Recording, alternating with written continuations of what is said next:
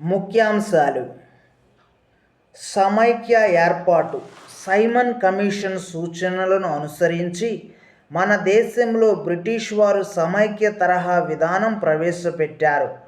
కేంద్రం మరియు రాష్ట్ర ప్రభుత్వాల మధ్య అధికారాల పంపిణీ చేశారు.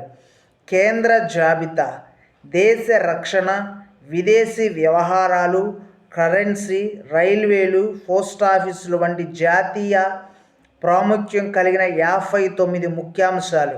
రాష్ట్ర జాబితా: వ్యవసాయం, నీటిపారుదల, విద్య, స్థానిక స్వపరిపాలన వంటి ప్రాంతీయ ప్రాముఖ్యం కలిగిన 54 అంశాలు.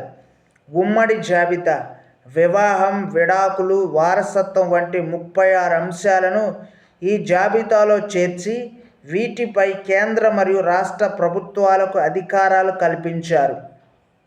అవశిష్ట అంశాలు: పై 3 జాబితాలలో పేర్కొనబడని అంశాలు మరియు కొత్తగా వచ్చే అంశాలు అవశిష్టాంశాలుగా పేర్కొంటూ వాటిపై బ్రిటిష్ గవర్నర్ జనరల్కు అధికారాలు కల్పించారు. కేంద్ర శాసనసభ: కేంద్రంలో ద్విసభా విధానం కొనసాగిస్తూ సభలలోని సభ్యుల సంఖ్యను పెంచడం జరిగింది. కౌన్సిల్ ఆఫ్ స్టేట్స్: మొత్తం సభ్యుల సంఖ్య 260. వీరిలో 3వ వంతు సభ్యులను మన దేశంలోని స్వదేశీ సంస్థానాల ప్రతినిధులకు కేటాయించడం జరిగింది. ఈ సభ్యుల ప్రజల ద్వారా ఎన్నుకోబడతారు, అనగా ప్రత్యక్ష ఓటింగ్ విధానం ద్వారా ఎన్నుకోబడతారు. లెజిస్లేటివ్ అసెంబ్లీ: మొత్తం సభ్యుల సంఖ్య 375. వీటిలో 3వ వంతు స్వదేశీ సంస్థానాలకు కేటాయించారు. దీనిలోని సభ్యులను రాష్ట్రాలలోని లెజిస్లేటివ్ అసెంబ్లీ సభ్యులు ఎన్నుకుంటారు, అనగా పరోక్ష పద్ధతిన ఎన్నుకోబడతారు.